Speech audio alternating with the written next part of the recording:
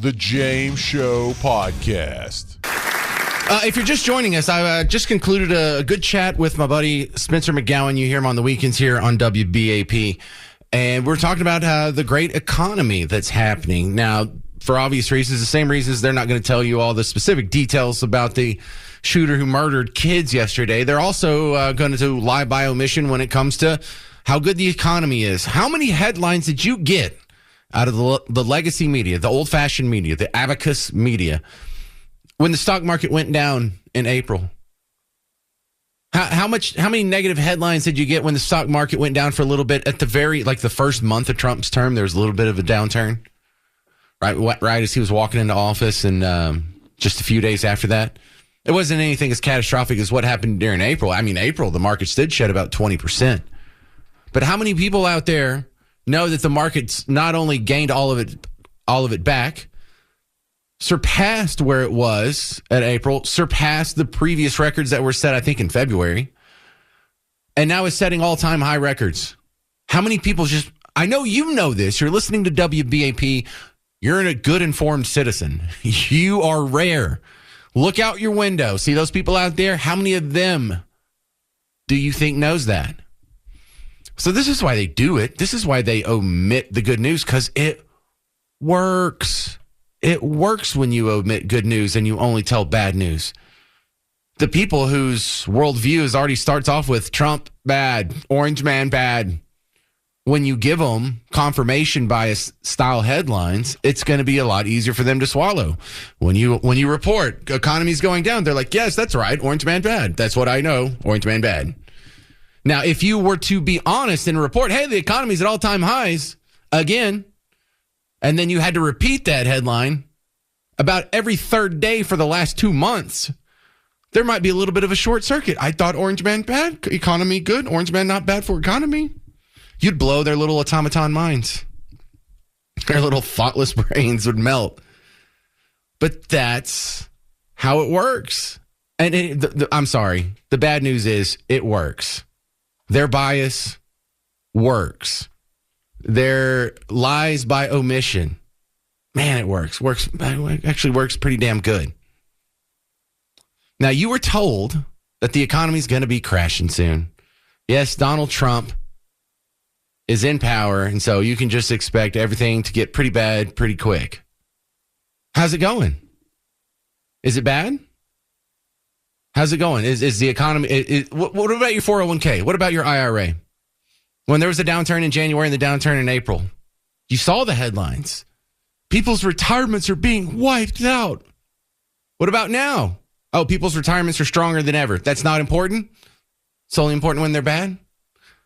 So let me give you some of the details behind the headlines that are being ignored. Number one, they just revised the second quarter GDP. You were told when the original estimate came out that the economy grew at a 3% rate in the second quarter. That's now been bumped up to 3.3% from April to June.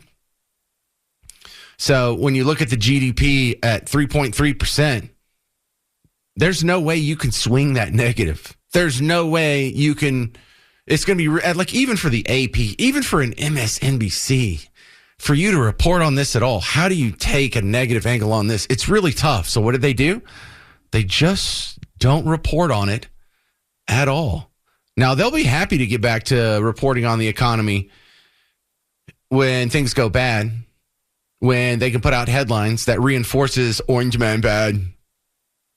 But they're not going to touch this one. Why? Because they're dishonest. They can't. They can't have their worldview stand in the face of the truth. That's all. Meanwhile, I'll tell you, go check your IRA. It's doing great. It's probably doing better than it ever has. We're flirting with records right now. Check it. See how it's doing. How's your retirement? How is it compared to last year or 5 years ago? What about inflation? Did you notice that's cooled a little bit? Not running as hot as it previously was for the last 3 years or so? No, not getting a whole lot of reporting on that. See, these things matter. Because I'll admit, some of the stuff we talk about on this show doesn't affect you one whit. The serial creeper that was asking women lewd questions in Uptown that we talked about on Monday's show.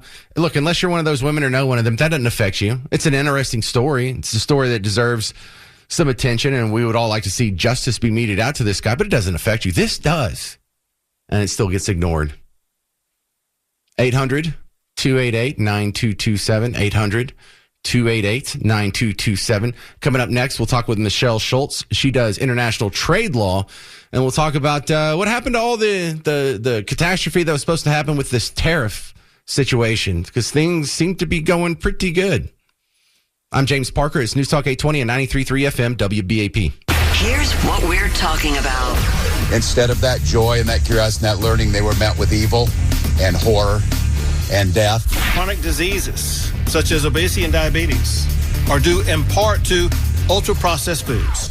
We are dealing with gunshot wound injuries from apparently a high-velocity weapon. Stay connected for updates all day. Keep connected, DFW.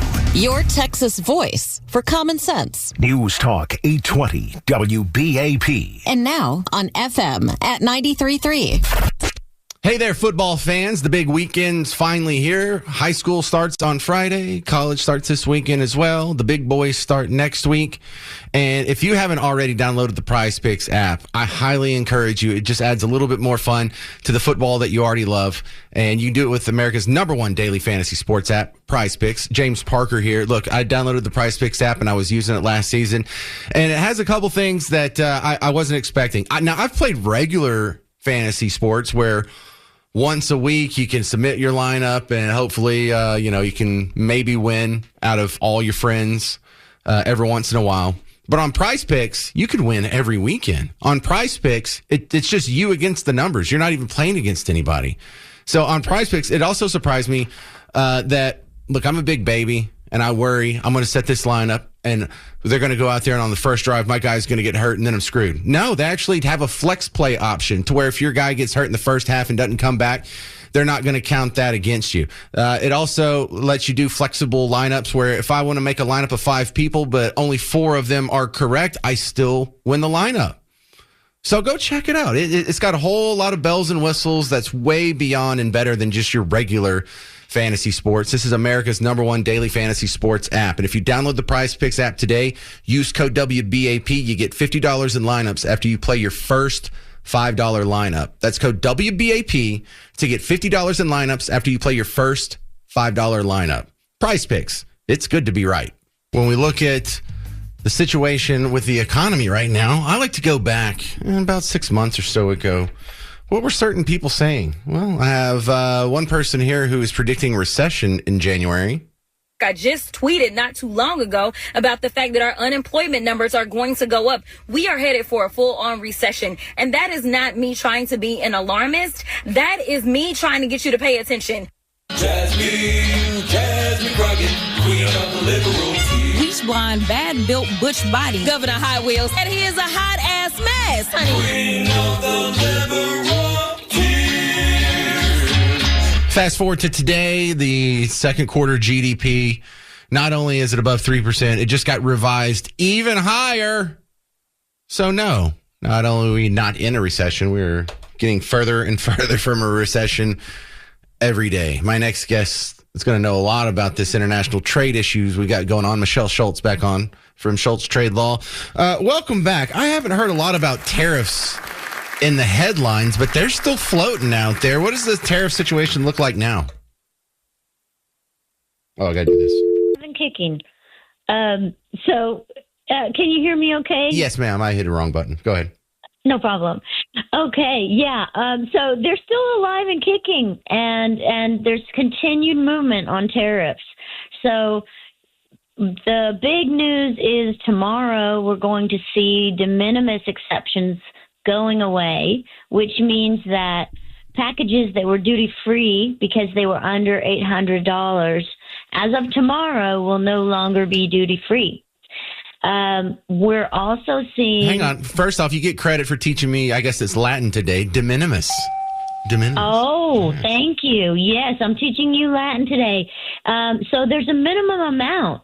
And when U.S. importers have imported small packages in the past or low value items, there was always a de minimis or a minimum amount where you had to pay duties. So you could bring in small, low value items like those Shein clothes or something for no duties. Now the duties will go up. We're going to have duties not just on China, but every country, and there's no low threshold. So there's no $800 doesn't get you out of it anymore. So we also have some the biggest guy, China. We don't have that resolved yet. We've kicked the can, and I think the last time you gave him like another 30 days or 90 days, or I don't even know where that deadline is. Do you know that off the top of your head? Yes, it's in November. So November 10th, the reciprocal tariff, which is the tariff that just got increased from April to August, that reciprocal tariff will go up to 34% for China on November 10th. So do we expect a deal to be reached before that, or like clients of yours already just doing business expecting that to happen in November? Many clients, I'd say probably most, are expecting that to happen, and many are experiencing tariffs now already because some of the other tariffs still apply and still stack. We have what they call Section 301 tariffs, and I don't those know are what that for means. Yeah. yeah. No, most people don't. They're the ones that apply to China for specific goods due to national security, due to unfair trade practice concerns. Those still apply, and we still have fentanyl tariffs. So in extreme cases, we're seeing tariffs even now stacking on top of each other to reach close to 100%. All right, Michelle Schultz, is there anything the average person needs to do in reaction to this, a small business owner or anything like this, or does this only really affect people with international trade? To me, it affects everyone because the increase in tariffs is impacting all supply chains, all importers, small and large, and it's trickling down to consumers already. So you're going to start seeing higher prices on things like clothing or items imported from even from countries you didn't think about, like Australia. There'll be tariffs on small items, and that's where it really hits the individual ordering through Amazon or wherever we're ordering through.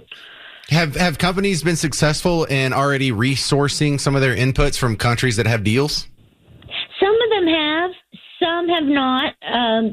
There are companies that have a sole source situation and that are at risk of going under because they can't resource to another country. Some of them just can't overcome the tariffs at all from any country. We're looking at a baseline of still 10% for most every country. What countries are in the clear now? I'd say probably best is the UK. The UK is doing well. They've negotiated an agreement with the U.S. for minimal tariffs, and also the civil aircraft agreement remains in place for the UK, and that's kind of special because civil aircraft parts are going to become very expensive, and particularly for China.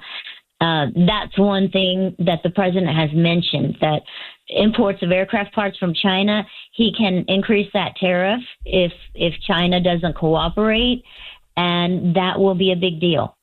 All right, this is Michelle Schultz from Schultz Trade Law. Appreciate your international trade expertise on the James Show. How do they find you online? You can find us at SchultzTradeLaw.com, and that's SCHULZ. No T. Right. All right. There you go. Thank you very much, Michelle. Thank you, James. Great talking with you. And make no mistake, the economy's booming. There's very few hurdles, at least through the rest of the year. We're not going to have a tax increase at the end of the year like we were going to have. The tariff thing doesn't seem to be freaking people out. Go out. Enjoy it. Have a good time. Guys, I need you to be mature with me for the next 10 minutes. Ladies, I know you're already going to be fine with this. You don't disappoint me in this subject like guys do. My fellow man out there, we're dumb. Our brains get turned off when it comes to some situations like Pretty Women here. But we have a teacher in Texas who just pleaded guilty. Is it pled guilty or pleaded guilty? I don't care. I don't know. I've heard both. Don't at me. But it's a 12-count indictment over this now former teacher's adult activities with a female student. Now, she's in high school, so it's illegal. Should be illegal. But this was sort of an ongoing thing. And it's not like your normal situation here where, you know, someone just sent a wayward text message or asked an inappropriate question. They consummated on several occasions their affair. And I'm not going to get graphic with this, but like there was a cucumber involved and it wasn't for lunch. And that's all I'm going to say about that. And just because I mentioned that, I can hear men's brains turning off. Guys, fight it. Fight against your stupid animal instinct and be serious for a while. Because the real thing that gets brought up that I still don't have an answer for, you don't have an answer for. But why do we treat this so much differently than if it was a guy?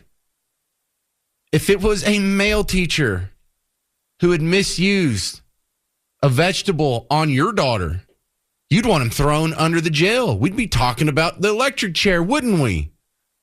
You'd be another one of those, well, we just need to bring him up in front of the town square and tie him up against the pole and shoot him. No, stop. Why is that? Guys, why does your brain turn off? And look, women, you too. You're not nearly as upset about these. I don't have an avalanche of women sending me emails about this story. Oh, I hate it when this happens. This is disgusting. This is horrible. She should be thrown under the jail. And I don't have an excuse, but I do have an explanation. This woman's very attractive. That shouldn't matter. And you know it. But it does. The fact that you haven't even heard about this story. And there's no outrage about this. You know damn well if it had been a Baptist preacher, you'd hear about it. Why is that? Explain to me. Because I definitely don't know how to fix it because I can't even diagnose the disease. 800-288-9227. 800-288-9227. I'm sorry I don't have all the answers on this one. Bill in Mesquite, you're on WBAP. Help us out. Yeah, what it is like you said, it's an attractive woman with a male student. No, it was a female student.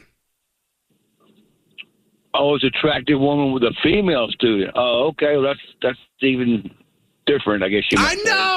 I know we are children. I can turn it off when I'm doing a radio show, but I know what my instincts are telling me, and I know what other guys say, and I know what callers have said for the last 23 years of doing radio and the emails and the Facebook messages, and be like, oh, if that was my son, I'd give him a high five and all that. Why? It's taking everything I got to hold it in. I know what you're saying. I can hear it, bro. I can hear it. See, and you're even laughing. A child was abused by an adult. It's not funny, Bill. Funny. You're right. Well, what's wrong with us, Bill? It's not funny. What's wrong with us? Because there's, you know what? It's wrong because she's an adult and the student was a minor. First of all, now I hear this is the left brain of Bill trying to explain logically that the right brain shouldn't be enjoying this story. You're exactly right on that one, but I'm trying to make sense of it here. Me too. I'm not much better. I don't understand why they're letting her off of the charges though, because you're right. If it was a man with a woman or whatever, it would be the other way around. They'd be putting him in jail, and it would, people be protesting and everything else. So, yeah, I don't get it. I don't get it, and I'm guilty of the crime too. And it kind of ticks me off because I pride myself in being a logical person who can divorce himself from the emotion and then just look at the numbers and the situation and the philosophical backing. And I wasn't fooled by all the emotion around COVID. I wasn't fooled by all the emotion around the George Floyd riots. I wasn't fooled by all these other emotional topics. But this one, I have no explanation for it, Bill. Men are just. Was this in Did you say it was in Texas? Yes. Oh, we're at Texas. What? You going to go look up her page? Bill? No, but I just kind of, I'm curious. I live in Dallas. I was wondering if it's somewhere around here. No, it was Brazosport, just south of Houston, about 40 miles. Okay. Yeah, I don't know, James. I mean, we're stupid. I don't have any other. Exactly right. We're stupid. And guys are worse than women on this, but women, you are guilty in part on this too, because I don't see any female outrage over this. I don't see any females demanding like, hey, we need equal treatment here. You want equality when it comes to the boardroom or when it comes time to get your paycheck, but when it comes to go to court and someone's swinging a gavel, y'all start twisting up ponytails and being like, what? Just little old me? I'm not a big predator, not like them big scary men. I'm just cute little. It's dumb. I don't get it, and it ticks me off. The cognitive dissonance ticks me off. Because Bill knows it's wrong. I know it's wrong. And when you read it in a sentence, a Texas teacher pleaded guilty to sexually assaulting an underage female student multiple times. You're like, oh my God, well, prison for that guy. Oh no, it's a chick. Oh, well, let's not jump to conclusions here, fellas. Let me see what a picture of what she looks like. Oh, okay, well, that changes everything. No, we know it's wrong. But we do it anyway. It's like eating dessert, like ordering dessert at the restaurant. You don't need those calories. You don't need to spend another $8 plus tax. You don't need to spend any more time shoving more calories in your face, but you still get it, don't you? You didn't need to watch another episode of the show you're binging last night. You needed to go to bed 30 minutes before you did, but you watch another one anyway. We're broken. Being a human being is just so weird sometimes. I don't like it. I don't like being able to explain my own brain. So as far as the big news goes on the Taylor Swift, Travis Kelce engagement, as far as, their prospects for marriage go, first, I give it 6 months. I'm kidding. I'm not that cynical. I hope these two kids fall in love and stay together forever, and we have to hear about all their babies and, the future specials when they're hosting some award show or whatever. I'm looking. Oh yeah, the Britney Spears. You really you keep up with celebrity marriages, Garrett? Because I think isn't that the shortest celebrity marriage? Britney Spears, 55 hours. What a lucky guy.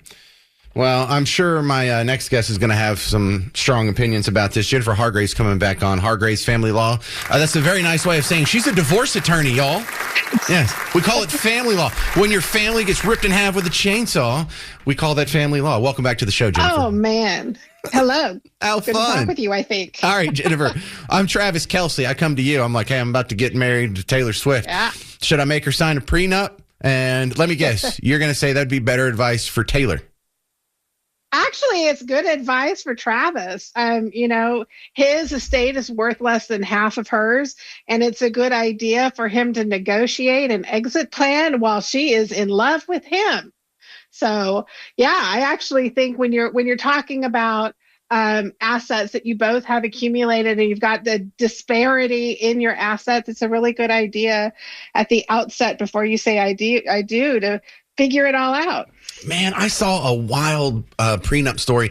I think I even had to bring you on to talk about it. And this was like 6 months ago, where some fella was picking up a second wife because he was done with the old starter model. And he made her sign a prenup that says, for every kid that you give me, you get $100,000 should we get a divorce or something crazy like that. Or maybe it was $1 million, but it was like a lump sum. And they had built all these incentives into the prenup. Now, I've seen incentives built into like a trust, but the incentive structure was something that was new to me. What would you recommend Taylor or Travis put in for incentives? I mean, a common one, of course, is the D incentive. If there's like an affair or something, then you would lose whatever goodies you're going to get under the prenup. Oh, what does that look like? It's like if you cheat on me, you get nothing. Is that? Yeah. It's like the bad facts clause, Yeah. So but there are other provisions. You have to be careful in that. And I think for two reasons. One, because some of these things are just not going to be legally enforceable.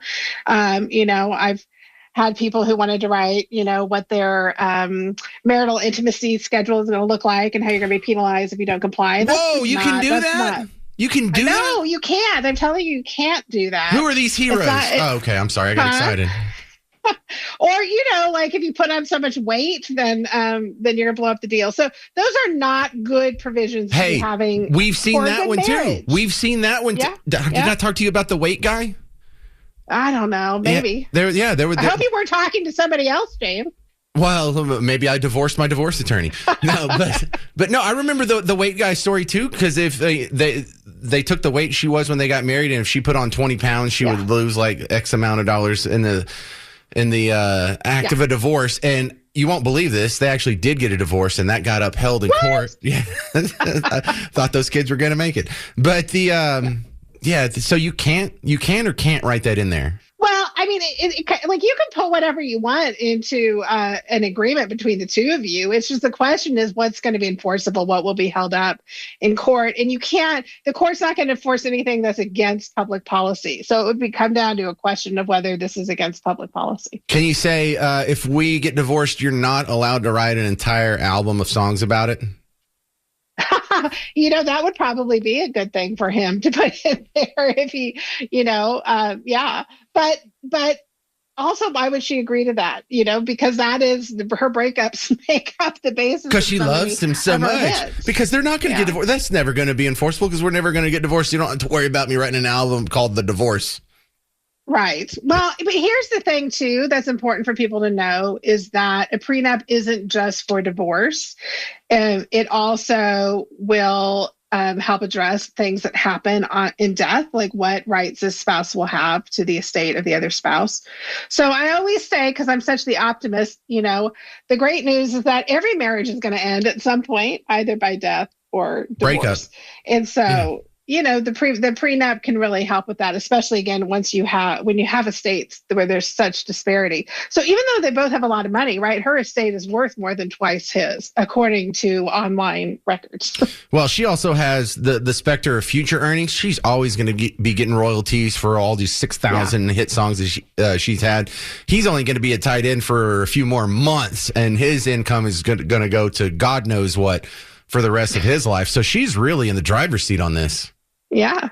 Maybe he'll be the stay-at-home dad. Anything you'd recommend? I will tell you what I do recommend. And so Travis and Taylor, if you're listening, one of the biggest mistakes people made with regard to premarital agreements is to say, we'll just let the lawyers handle it, right? And then the lawyers go negotiate everything and the parties sign off on it. And when you do that, you're really missing an opportunity to have some really good conversations and to really be the decision maker for your marriage, because this is a relationship that you're hoping is going to last. And we don't want it to end in divorce. And so that's where really good premarital planning can help lay that foundation, especially when you have the disparity in income. All right. We're talking with Jennifer Hargraves, Hargrave Family Law. She's a divorce attorney. Jennifer, how many divorces have you had? I don't hundreds. I mean, I do. I get divorced several times a year.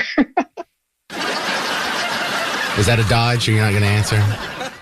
How many divorces have I had? I am still married to my first husband. That's what I was asking. See, that makes me suspect, right? Like, I don't trust a skinny chef. And I've noticed, like, I have had other friends that have, like, marital issues, and I am so worthless because I haven't been through any of that, and you haven't either, but this is kind of your job. So that's got to be a weird juxtaposition because people are like, well, what happens when you fall out in love, or, you have a dead bedroom, or you're not getting along anymore? So I don't know, dude. I don't know. I don't know how to... It's not weird at all because what I do understand is marital strife. So yeah, I've been married for almost 30 years. All right. Well, congrats on that. So just because we haven't called it quits doesn't mean that I don't understand why people do that. And to your earlier point, of course, Travis and Taylor are listening to the James Show right now. Thank you very much, Jennifer Hargrave. You bet. Find her online, Hargrave Family Law. The Texas Rangers need you to come out and get as loud as you can. They're going to take on the Houston Astros Sunday, September 7th, Globe Life Field. So not only do you get to see our in-state rivals, it's also Pokemon Go Day at the ballpark. So not this Sunday, but next Sunday. Pokemon Go Day. Fans who purchase their tickets through Rangers.com/theme nights, you get an exclusive Rangers Pokemon Go t-shirt. Or if you want to try and win some tickets from us, you can text the word Rangers to 800-288-9227. 800-288-9227. The James Show Podcast.